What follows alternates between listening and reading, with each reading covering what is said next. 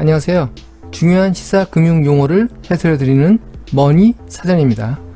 지난밤에 드디어 장단기 국채 금리가 역전이 됐습니다.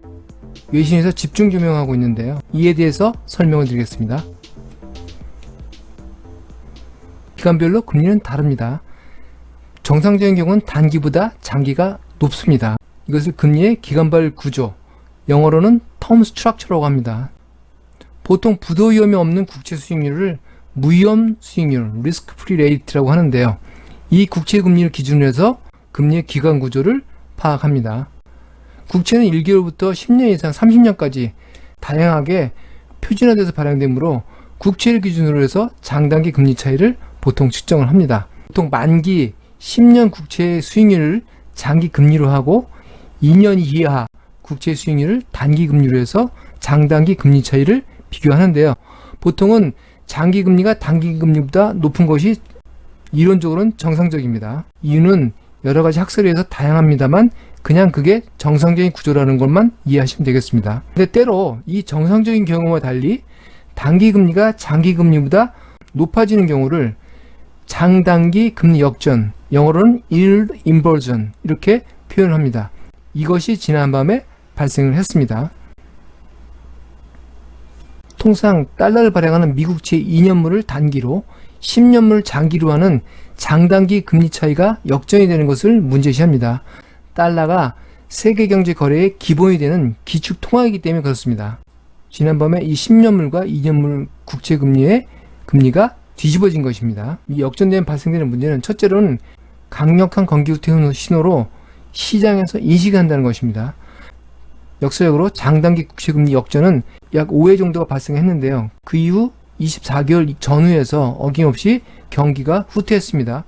과거에 닷컴 버블 때나 금융위기 때도 어김없이 장단기 금리 역전이 출현을 했습니다. 이에 따라서 이 신호가 출현하면 금융시장에서는 앞으로 금융시장의 동요가 크게 발생할 것을 미리 우려하면서 사전적인 행동이 발생을 하는 것입니다. 시장 참여자들이 신용자산이나 주식, 위험자산 등을 미리 팔고 달러, 금, 미 국채와 같은 안전자산으로 자금 이동하는 현상이 발생하게 됩니다. 주가가 폭락을 하고 달러가 상승을 하고 신흥국 통화가 가치가 떨어지고 뭐 이런 복잡한 금융시장의 문제가 발생하는 것이죠. 그렇기 때문에 촉각을 곤두세웁니다. 두 번째로는 장단기 금리 차이가 역전이 되면 장기 금리는 은행의 대출금리고요. 단기 금리는 은행의 조달금리입니다. 그래서 대출금리가 조달금리보다 낮아지면 은행은 급격한 수익성의 악화가 발생을 하고 거기에 따라서 은행은 경영수지 방어 차원에서 대출을 해소하거나 신규 대출을 억제합니다. 금융경색, 신용경색이 발생하게 되고 경제는 투자활동이라든지 소비활동이 위축되게 됩니다. 경제가 급격하게 위축되는 그런 현상이 발생할 수가 있습니다. 장단기 금리 역전의 원인이 장기 국채 금리의 급격한 하락이라고 하면 통상 장기 국채 금리는 미래의 경제 성장 전망, 경기 후퇴 우려 이런 것들이 반영되기 때문에 금리가 움직입니다. 금리가 하락한다는 뜻은 미래 성장률이 떨어진다는 뜻이죠.